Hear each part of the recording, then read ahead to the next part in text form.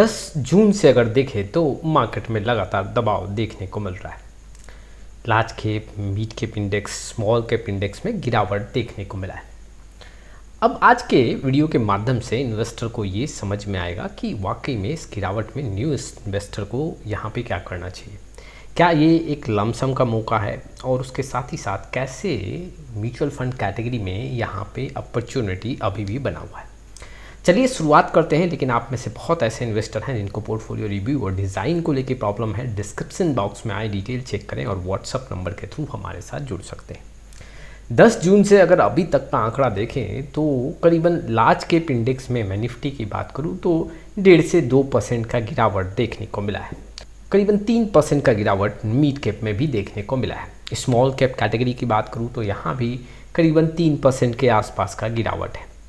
अब मैं ये जो हाई देख रहा हूँ ये 10 जून से लेके अब तक का डेटा है और अगर देखा जाए तो बहुत बड़ा गिरावट यहाँ पे देखने को नहीं मिला है। लेकिन अगर एक पॉइंट आप नोट करोगे, अगर मैं ऑल टाइम हाई से लार्ज कैप इंडेक्स की बात करूँ तो 3 से 4% का गिरावट अभी लार्ज कैप इंडेक्स में है।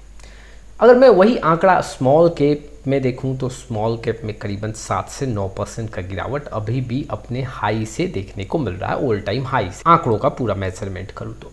और मिड कैप में भी आंकड़ा वही आपको 7 से 8% का गिरावट देखने को मिल रहा है।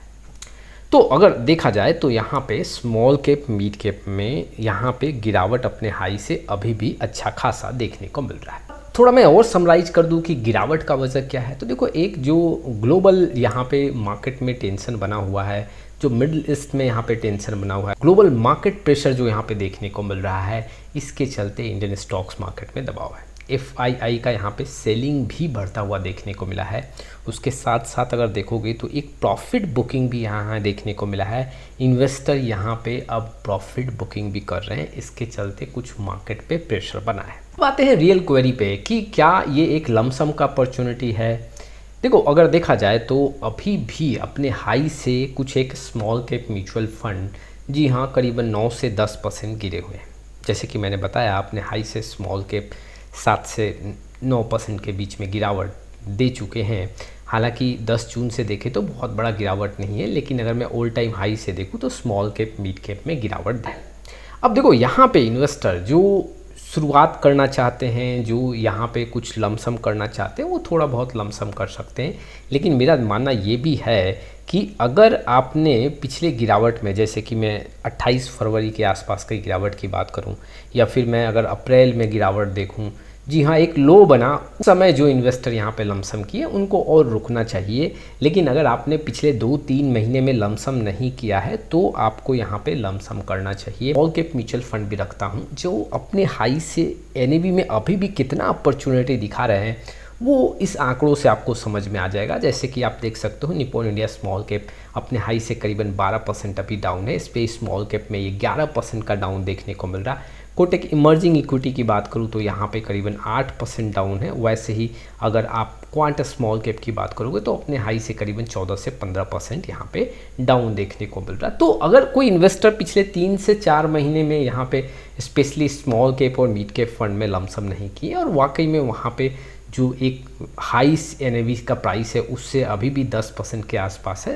गिरावट देखने को मिल रहा है, तो वहाँ पे आपको कुछ लमसम करना चाहिए। इस गिरावट में आपको यहाँ पे कुछ ना कुछ ऐड करना चाहिए। लेकिन जो लोग ऑलरेडी कुछ गिरावट में पिछले 2-3 महीने में अच्छा खासा पैसा डिप्लॉय किए हैं, उनको अभी और इंतज़ार यहाँ पे करना चाहिए। अभी मैं लार्ज कैप इंडेक्स में या फिर लार्ज कैप म्यूचुअल फंड में यहाँ पे लमसम के लिए एडवाइज़ नहीं करूँगा, क्योंकि अपने हाई से बहुत बड़ा अपॉर्चुनिटी नहीं देखने को मिल रहा है। हाँ, अगर आप कंजर्वेटिव इन्वेस्टर हो, इक्विटी ओरिएंटेड स्कीम्स में पैसा लगाना चाहते हो, तो आप यहाँ पे फ्लेक्सी कैप म्यूचुअल फंड को फोकस कर सकते हो, वहाँ पे कुछ आप पैसा इन्वेस्ट कर सकते हो। एग्रेसिव इन्वेस्टर हो तो यहाँ पे आपको मिड कैप और स्मॉल कैप म्यूचुअल फंड का सहारा लेना चाहिए, लमसम करना चाहिए। लेकिन मेरा मानना ये भी है कि आपको ऐसा नहीं कि आंख बंद करके सिर्फ मिड कैप और स्मॉल कैप में ही पैसा लगाना है। आपको अपने डाइवर्सिफिकेशन का भी ध्यान देना है और पोर्टफोलियो में एक परफेक्ट एलोकेशन आपके रिस्क के अकॉर्डिंग होना चाहिए। कई इन्वेस्टर गलती भी क्या करते हैं, गिरावट होता है 2 से 3%, वो काफ़ी तेज़ी में अपना पूरा पैसा डिप्लॉय कर देते हैं। अब 2 से 3% की गिरावट में आप करीबन 20,000 10,000 रुपये लमसम कर रहे हो, तो ये तो चलो कोई बात नहीं है, बहुत बड़ा अमाउंट नहीं है, आपने लमसम किया। लेकिन अगर आपने 10 लाख 15 लाख रुपए डिप्लॉय किए सिर्फ 2 से 3% की गिरावट पे, तो ये एक स्ट्रैटेजी सही नहीं है। आपको समय देना चाहिए। वो 8 से 10 लाख रुपए को पार्क करने में करीबन आपको 3 से 4 महीने का समय लेना चाहिए। गिरावट होता है तो धीरे धीरे आपको उस पैसे को डिप्लॉय करना चाहिए, वन शॉट में आपको यहाँ पे डिप्लॉय नहीं करना चाहिए। नए इन्वेस्टर हो और आप इन्वेस्टमेंट स्टार्ट करना चाहते हो तो आपको यहाँ पे क्या स्ट्रैटेजी अपनाना चाहिए। देखो, नए इन्वेस्टर ना शुरुआती दौर में काफ़ी डर डर के पैसा लगाते हैं कि पैसा लगाऊं या नहीं लगाऊं, फिर ऐसे फंड्स में लगाऊं या नहीं लगाऊं, रिटर्न तो अच्छा दिख रहा है, यहाँ पे कितना पैसा लगाऊं, ये बहुत सारे संकोच उनके मन में होता है। देखो, नए इन्वेस्टर को मैं यहाँ पे एडवाइस करूँगा कि शुरुआत आप एक छोटे अमाउंट से करें, वो भी आपको SIP के थ्रू इन्वेस्ट करना है। सबसे फर्स्ट कि एक छोटे अमाउंट से आप SIP स्टार्ट करें। धीरे धीरे आप जैसे कि 2 महीने 3 महीने 4 महीने में जैसे जैसे आपको कॉन्फिडेंस दिखे वैसे वैसे आप अपने SIP अमाउंट को इंक्रीज़ कर सकते हैं, अगर आपका बजट यहाँ पे अलाउ करता है। तो बहुत बड़े अमाउंट को लमसम के तौर पे इन्वेस्ट नहीं करना है। आपने किसी को सुना कि किसी इन्वेस्टर ने 2020 में 10 लाख रुपए लगाए थे, आज वो 22 लाख रुपए हैं, तो आप भी वहाँ पे बहुत तेज़ी में आके अपना पूरा पैसा वहाँ पे झोंक दे, ये गलती नहीं करना। उस इन्वेस्टर ने समय दिया है और काफ़ी अच्छा खासा पैसा बना है, आपको भी समय देना पड़ेगा। और इसके लिए ज़रूरी है कि आप यहाँ पे धीरे धीरे पैसा यहाँ पे इन्वेस्ट करें। SIP के थ्रू इन्वेस्ट करेंगे, जैसे जैसे मार्केट में गिरावट होगा तो आपको लमसम ऐड करना है। शुरुआती दौर में आपको यहाँ पे SIP करना है। देखो, अगर मैं सरप्राइज़ करूँ तो गिरावट एक अपॉर्चुनिटी के समान है। आप गिरावट से डरो नहीं, कोई पैनिक डिसीजन नहीं लो, क्या क्या गलती नहीं करना है। आपको अपने SIP को नहीं रोकना है, अपने SIP को पॉज नहीं करना है, अपने SIP अमाउंट को डिक्रीज़ नहीं करना है। कई ऐसे इन्वेस्टर गिरावट में अपने SIP को डिक्रीज़ करते हैं, आपको गिरावट में अपने SIP को इंक्रीज़ करना है अगर बजट अलाउ करता है। कोई भी इमोशनल डिसीजन नहीं लेना है। ऐसा नहीं कि मार्केट में अगर आपने कुछ न्यूज़ सुना और पैनिक में आके कुछ इमोशनल डिसीजन लिए जो आपके अगेंस्ट जा सकता है। आपको कैसे कैसे फंड्स को फोकस करना है ये भी समराइज़ कर दूं। आप small cap mid cap fund को फोकस कर सकते हो, कंजर्वेटिव इन्वेस्टर हो, इक्विटी में पैसा लगाना चाहते हो लेकिन रिस्क को मिनिमाइज करना चाहते हो, आप फ्लैक्सी कैप को फोकस कर सकते हो। फिलहाल जो है अभी लार्ज कैप में अपॉर्चुनिटी नहीं दिख रहा, लेकिन अगर आप SIP स्टार्ट करना चाहते हैं तो अपने रिस्क के अकॉर्डिंग किसी भी कैटेगरी को फोकस कर सकते हैं। तो ये कुछ इन्फॉर्मेशंस हैं जो इन्वेस्टर के लिए काफ़ी इंपॉर्टेंट है।